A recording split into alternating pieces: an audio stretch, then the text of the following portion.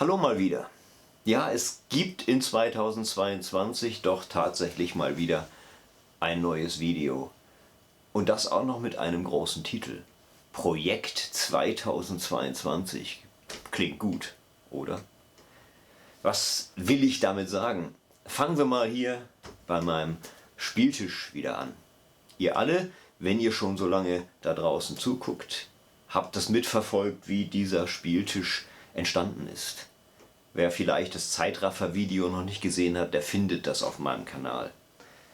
Erst war es ein Tisch für ein E-Piano mit einem Synthi obendrauf. Darunter das Pedal mit selbstgebauter, handmodifizierter Matrix-Verkabelung.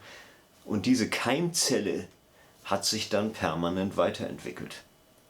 Erst kam das dritte Keyboard obendrauf, dann waren es plötzlich 3 gleiche Keyboards. Es kamen die Plastikgehäuse weg und die Holzwangen kamen dazu. Und in den letzten 2 Jahren wurde der Traum von meinen Registerzügen Wirklichkeit.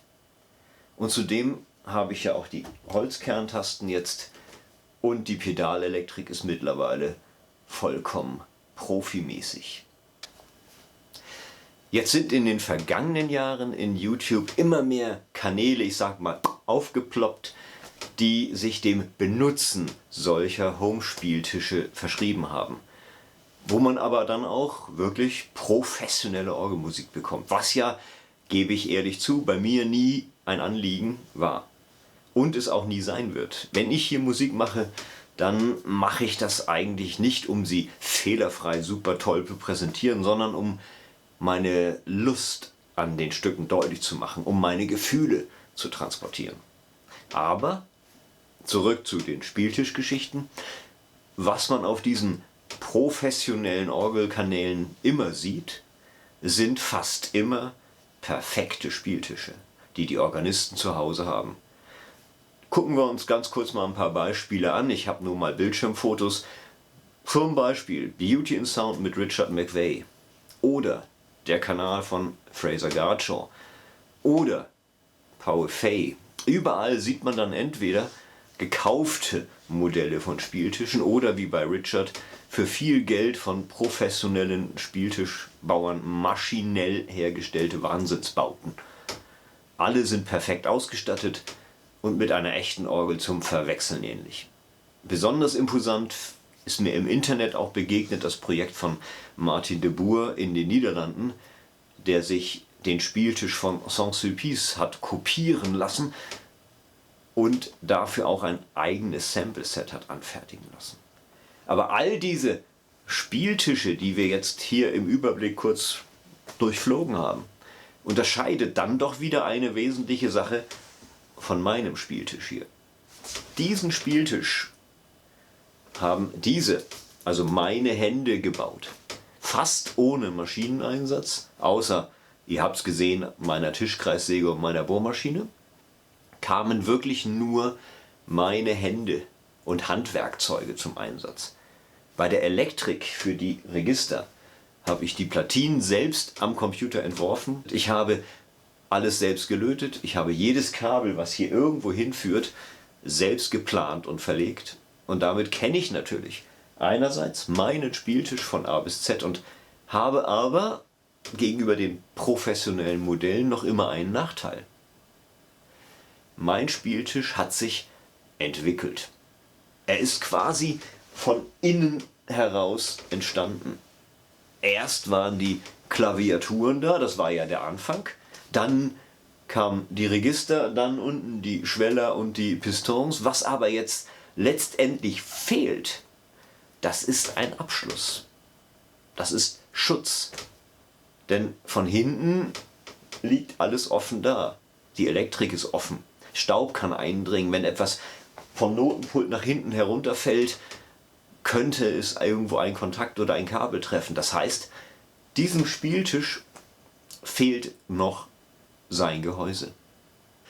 Und das ist mein Projekt 2022. Dieser Spieltisch bekommt ein Gehäuse. Und wie ich mir das vorstelle, das schauen wir uns mal im CAD-Programm gemeinsam an, denn da habe ich den groben Entwurf schon zusammengestellt. Also Ortswechsel ins Bildschirmvideo. Wir nochmal den Spieltisch, wie er jetzt zurzeit konfiguriert ist. Ich drehe ihn vielleicht nochmal ein kleines bisschen. Dann sehen wir hier die Seitenwangen, die 3 Manuale, die Register und hinten der offene Aufbau. So sieht es momentan aus und es ist natürlich klar, dass jetzt von hier überall der Dreck und Schmutz hinten hineinkommt, dass alles, was hinten passiert, auch die Kabel beschädigen könnte und so weiter. Und da möchte ich jetzt ganz gerne Vorsorge treffen.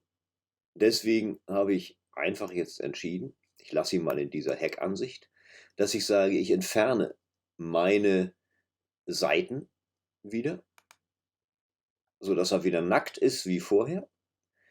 Und ich werde dann einfach seitlich anstelle der schrägen jetzt Seitenwände bis zum Fußboden herunter machen. Da muss ich mal kurz gucken, da bin ich. Das heißt, ihr seht es jetzt einmal, ich werde quasi um dieses Gehäuse hier herum ein weiteres bauen mit einem Deckel oben drüber. Da sieht man jetzt, da fehlt noch die Füllung. Die ist auf einem anderen Layer.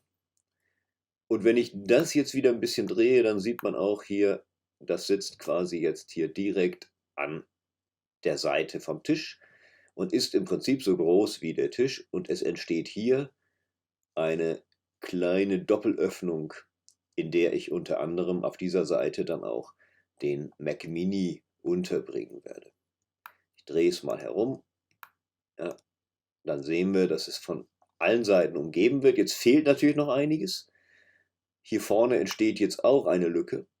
Und diese Lücke muss genauso zu wie natürlich noch hier hinten alles weitere. Und das Ganze muss natürlich noch irgendwie verbunden werden, auch über eine Bodenplatte. Und das kommt natürlich entsprechend hier noch dazu, sodass das Ganze im Endeffekt auch wieder geschlossen wird hier durch Blenden, die auf den schwarzen Beinen, Tischbeinen quasi aufsitzen und die dann bündig hier mit einer Bodenplatte abschließen. Ja, dann muss ich halt hinten unter meine Pedalklaviatur auch noch eine Erhöhung machen.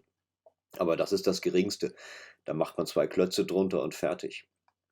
Ja, und dann läuft das ganze Ding wieder. Aber wenn ich jetzt einmal rumfahre, dann sieht man auch, jetzt ist das gesamte Ding komplett in sich abgeschlossen. Und wir haben hier noch die Tischplatte sichtbar. Das heißt, die Rückwände sind geteilt, damit ich sie geteilt abnehmen kann. Und sie stützen sich quasi auf der Tischplatte oder auf der Bodenplatte entsprechend ab. Und hier oben, der Deckel ist auch abnehmbar, damit ich schnell genug rankomme und damit ich nicht immer erst irgendwelche Rückwandschrauben vom Deckel entfernen muss. Ich mache das nochmal weg, das Gehäuse. Ist hier noch eine Quertraverse, die außerdem auch die beiden Gehäuseseiten verbindet, an die dann die Rückwand angeschraubt werden kann, sodass der Deckel unabhängig von der Rückwand ist. Und das ist eigentlich im Großen und Ganzen das geplante Projekt. So, nun seht ihr also, was da kommen soll. Ich bin aber momentan noch in der Planungsphase und eruiere gerade die ersten Preise für die ganzen Bauteile. Auf alle Fälle möchte ich es wieder wie hier in Vollholz ausführen. Nur der Boden unten drunter und die beiden großen Rückwände, die werden vermutlich aus Multiplex bestehen. Und ich möchte, wie man es im CAD schon gesehen hat, einen Kontrast erreichen. Dadurch, dass ich das Gehäuse mit einer dunkleren farblichen Fassung versehe. Damit nähere ich mich auch so ein bisschen diesen professionellen Modellen an. Und ein Teil, was sich auch ändern wird, das habe ich schon hier, quasi der Auftakt zum Projekt 22. Ich hole es mal eben.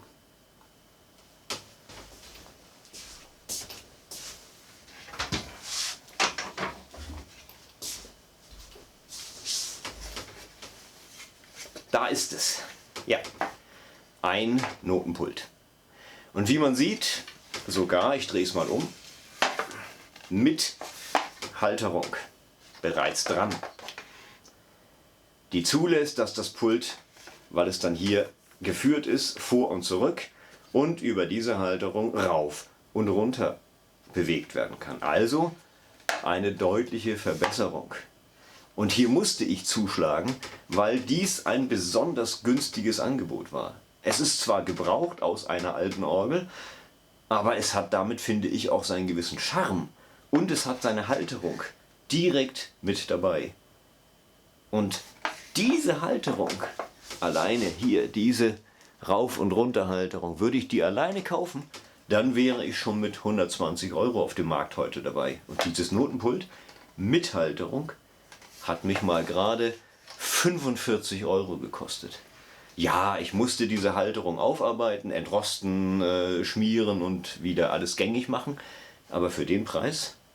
Und es ist genauso groß wie mein jetziges Pult.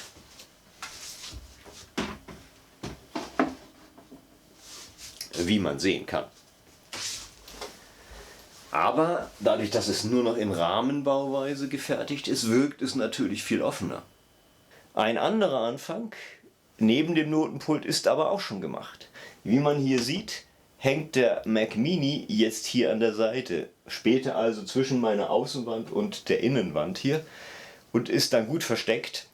Steht nicht mehr hinten über, die Kabel passen hinter der Rückwand vorbei und ist dennoch schnell und gut erreichbar, wenn man von hinten kurz die Rückwand aufmacht. Vielleicht mache ich da auch eine extra Wartungsklappe herein. Und zum Einschalten, wie komme ich dann daran? Ganz einfach, da kommt hier an dieser Stelle in die Füllung von der Seitenwand eine Bohrung hinein, so dass ich dann hier mit dem Finger einfach hereinlange und ich muss dann nur einmal dagegen tippen und dann fährt der Mac Mini wieder hoch. Voila! Auf geht's also mit meinem Projekt 2022. Ich bin schon sehr gespannt und ich hoffe, ihr seid es auch. Dann können wir nämlich loslegen. Bleibt also am Ball, abonniert gern den Kanal, dann kriegt ihr immer mit, wie es weitergeht. Denn das wird, da alles wie immer nebenberuflich und fast in Handarbeit läuft, sicher eine ganze Zeit dauern. Ich muss erstmal die Planung abschließen, das Material kaufen, ich muss alles liefern lassen, ich muss die Rahmen bauen und dann alles montieren und zum Schluss alles noch beizen. Und ich habe dann, ich denke mal hoffentlich, vielleicht schon zum Sommer, vielleicht auch erst Ende des Jahres zum nächsten Weihnachtsfest, habe ich dann endlich einen wirklich kompletten Spieltisch, der dann auch mit einem der Profi-Modelle sich messen kann. Oder? Was meint ihr? Kommentiert auch gerne eure Meinung wieder unter dem Video zu meiner Idee. Vielleicht habt ihr ja auch noch Verbesserungsvorschläge. Ansonsten geht meine Planung jetzt los und ich wünsche euch, dass ihr gesund in das Jahr hineinkommt. Bleibt dabei, bleibt mir gewogen, schaut immer mal wieder rein und wir sehen uns.